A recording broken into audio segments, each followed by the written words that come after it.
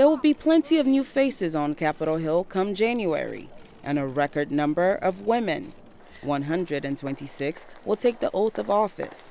This is in part because of a major push to get women to vote.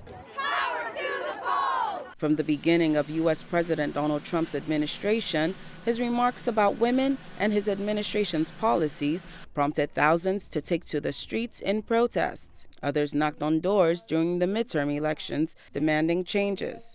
We saw with the Women's March in January of 2017, the beginning of this kind of energy, this focused activism for many people, many women coming out of outrage over Trump's comments, Trump's general approach. Adding to women's anger, high-profile cases involving claims of sexual harassment in the workplace. The issue ignited a national debate and sparked the so-called Me Too movement.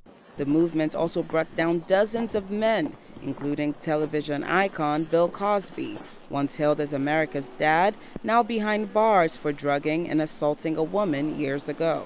It is a victory for all sexual assault survivors. Former Team USA gymnastics doctor Larry Nassar was convicted and sentenced for molesting more than 100 girls, including Olympic medalists. Even though I'm a victim, I do not and will not live my life as one. President Trump's pick for the Supreme Court, Judge Brett Kavanaugh, was also accused of sexual misconduct. I believed he was going to rape me. I tried to yell for help. I have never done this to her or to anyone. That's not who I am. Kavanaugh was confirmed to the highest court of the land, but the allegations against him further fueled the debate over women's rights. Throughout American history, anger at inequity has driven women off their couches out the door to engage in politics. The result of that anger? Analysts say first-of-a-kind midterm elections.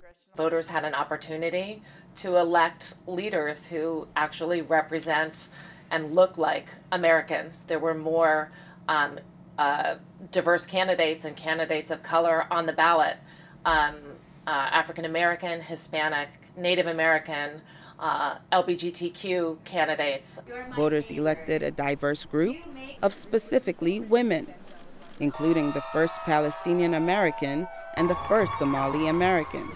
Both are also the first Muslim women in Congress. The first women to wear a hijab. Voters have been disgusted for many years about how Washington is run. And part of that is the idea that it seems like it's always the same old people who are governing. But Washington is still dominated by men. Women make up less than a quarter of Congress, but 51% of the nation's population. Despite the long road ahead, women's rights advocates predict the Year of the Woman will extend beyond 2018. Jesusemen, VOA News, Washington.